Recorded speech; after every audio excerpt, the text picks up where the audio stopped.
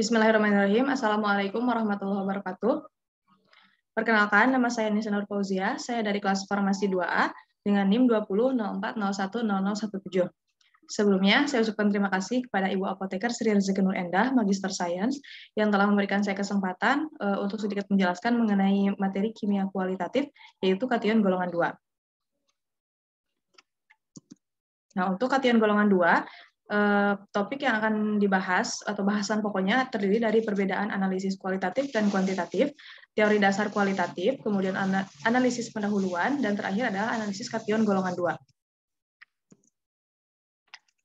Yang pertama adalah perbedaan analisis kualitatif dan kuantitatif.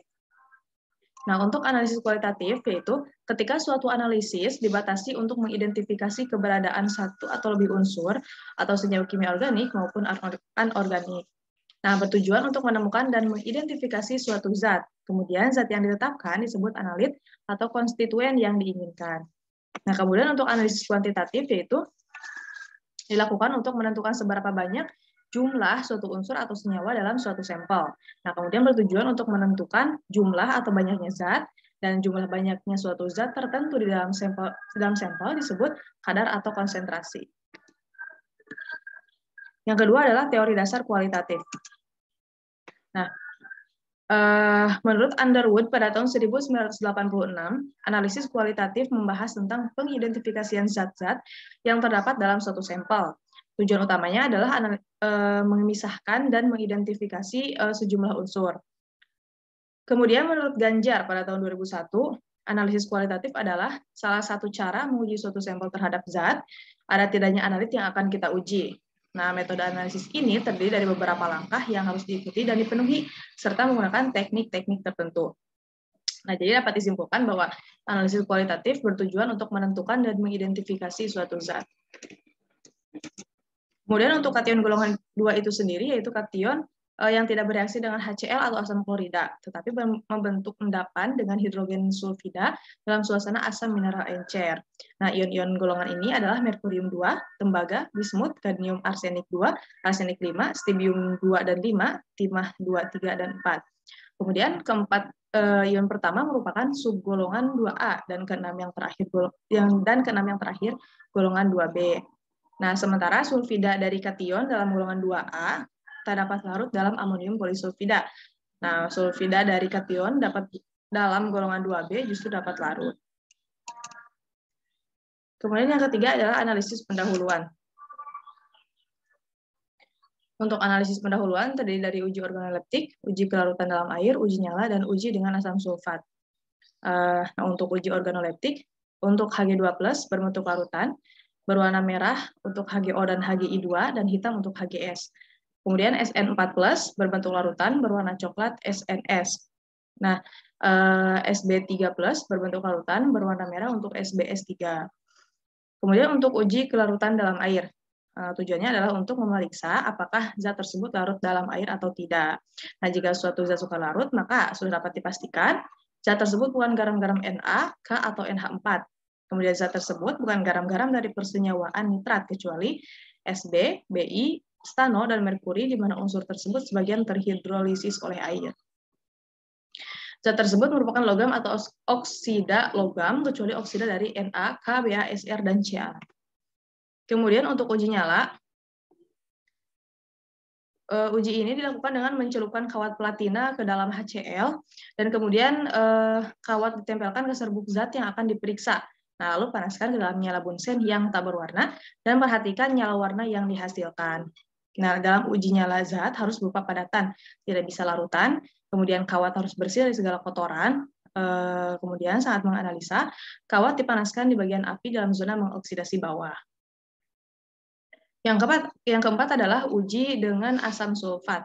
Nah, reaksi dengan asam sulfat bertujuan untuk mengidentifikasi unsur atau senyawa, di mana reaksi dengan asam sulfat encer, ion sisa asam dapat bereaksi dan menghasilkan asam. Sementara itu, jika direaksikan dengan asam sulfat pekat, yang selain bersifat asam juga bersifat oksidator. Kemudian yang terakhir adalah analisis kation golongan 2. Pertama ada Hg2+, yaitu dengan hidrogen sulfida atau gas atau larutan jenuh dengan adanya asam klorida encer, mula-mula akan terbentuk endapan putih merkurium 2, klorosulfida yang terurai. Nah, bila ditambahkan hidrogen sulfida lebih lanjut dan membentuk endapan merkuri 2 sulfida. Dengan reaksi 3Hg2+ ditambah 2Cl- ditambah 2H2S, reaksi bolak-balik endapan Hg 3S2Cl2 ditambah 4H+ ditambah 2Cl-. Dengan larutan amonia terbentuk endapan putih yang merupakan campuran merkurium 2 oksida dan merkurium 2 amidonitrat. Dengan reaksi 2Hg2+ ditambah NO3- ditambah H2O menghasilkan endapan HGO dan endapan HgNH2NO3, 2Hg ditambah 3NH4-. Dengan larutan NaOH dalam jumlah sedikit terbentuk endapan merah kecoklatan. Bila ditambahkan dalam jumlah yang stoikiometris, endapan berubah menjadi kuning, terbentuk merkurium 2 oksida. Dengan reaksi Hg2+ ditambah 2OH- menghasilkan HGO ditambah H2O. Kemudian dengan kalium iodida, bila ditambahkan perlahan-lahan pada larutan terbentuk endapan merah merkurium 2 iodida. Nah, jika ditambah reagensia berlebihan, terbentuk ion tetraiodomerkurat 2 yang larut. Dengan reaksi Hg2+ ditambah 2I- menghasilkan endapan HGI2. Nah, endapan HGI2 ditambah 2I- menghasilkan HGI4 2- berbentuk aqueous. Kemudian dengan kalium sianida tidak terjadi perubahan apa-apa. Untuk SN4+, nah dengan hidrogen sulfida, gas atau larutan jenuh, terbentuk endapan kuning timah 4 sulfida. Endapan larut dalam asam klorida pekat. Nah, dengan reaksi SN4+, ditambah 2H2S, menghasilkan endapan SNS, ditambah 2H+. Dengan NaOH, terbentuk endapan putih seperti gelatin, yaitu timah 4 hidroksida. Dengan reaksi SN4+, ditambah 2OH- menghasilkan SNOH4, terbentuk endapan. Nah, SNOH4 2- yang terbentuk endapan tadi ditambah 2OH- menghasilkan SNOH6 2- terbentuk endapan. Kemudian untuk Sb3+ dengan hidrogen sulfida larutan jenuh atau gas terbentuk endapan merah jingga stibdium pentasulfida dengan reaksi 2Sb3+ ditambah 3H2S menghasilkan 2Sb2S5 ditambah 6H+. Dengan air terbentuk endapan putih antimonil klorida atau SbOCl. Kemudian dengan NaOH atau amonia terbentuk endapan putih stibium 3 oksida yang larut dalam larutan basa yang pekat membentuk antimonit. Nah, dengan reaksi 2Sb3+ ditambah 6OH- menghasilkan endapan Sb2O3 ditambah 3H2O. Kemudian endapan Sb2O3 ditambah 2OH- menghasilkan endapan 2SbO2- ditambah H2O.